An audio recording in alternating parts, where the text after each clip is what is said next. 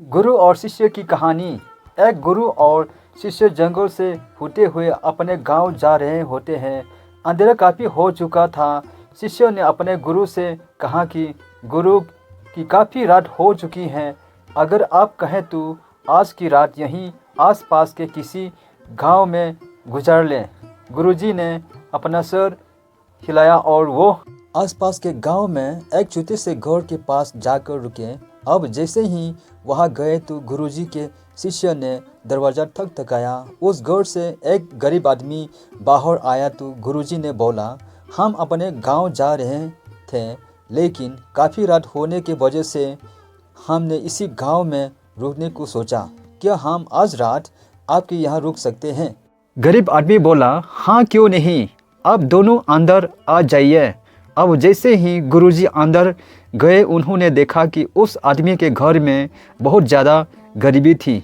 गुरुजी ने उससे पूछा कि आप काम क्या करते हो? वो गरीब आदमी बोला कि मेरे पास बहुत सारी ज़मीन है। तो गुरुजी ने बोला, अगर तुम्हारे पास बहुत सारी ज़मीन है तो इस तरह से क्यों रह रहे हो? वो आदमी बोला, यो किसी काम की नहीं है। गांव वाले बोलते हैं कि ये बंजर ज़मीन है, यहाँ पर कुछ भी नहीं उगाई जा सकती है और वहाँ फसल उगाना बहुत बड़ी बेवकूफ़ी है। गुरुजी ने बोला कि तुम्हारा गुजारा कैसे होता है? उसने बोला कि मेरे पास एक भैंस है जिससे मेरा पूरा घर चलता है। ये सुनने के बाद गुरुजी सो जाते हैं और रात में जब सब लोग सो रहे होते हैं तब गुरुजी अपने शिष्य को उठाते हैं और उस गरीब आदमी की भैंस लेकर अपने गांव चले जाते हैं। शिष्य अपने गुरुजी से पूछता है कि गुरुजी, कहीं आप ये गलत तो नहीं कर रहे हैं? उस गरीब आदमी की रोजी रोटी इसी भैंस की वजह से चलती है। तो गुरुजी अपने शिष्य की तरफ देखते हैं और मुस्कुराते हुए आगे बढ़ जाते हैं। उस बात को तकरीबन 10 साल गुजर जाती हैं और जो गुरु का शिष्य था वो बहुत बड़ा गुरु बन चुका था। तो एक दिन उन्हें उस गरीब आदमी की याद आती है कि मेरे गुरु ने उस आदमी के साथ अच्छा नहीं किया था। मुझे एक बार चलकर देखना चाहिए कि वो आदमी अब किस परिस्थिति में है।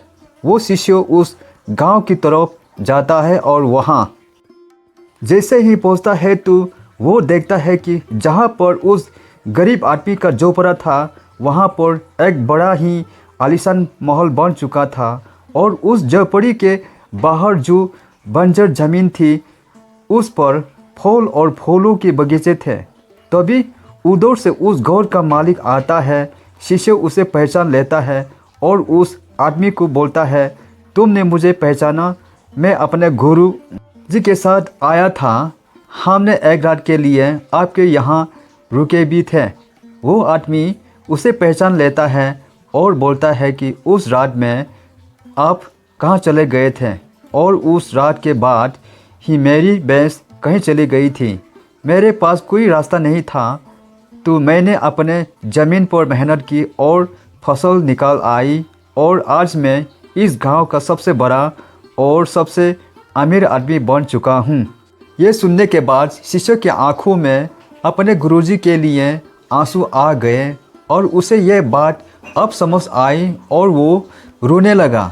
इस कहानी से हमें यह सीख मिलती है कि हमारे अंदर ऐसी बहुत सी टैलेंट छुपी हुई है, लेकिन हमें कोई ना कोई चीज़ रुका कर रखी है। वो आपके फैमिली वाले भी हो सकते हैं, आपको जब भी हो सकती हैं, कुछ और भी हो सकता है। देखिए, आपके पास भी तो भैंस की जैसी कोई दूसरी चीज़ तो नहीं है जिसने आपको आगे बढ़ने से रोक कर रखा है।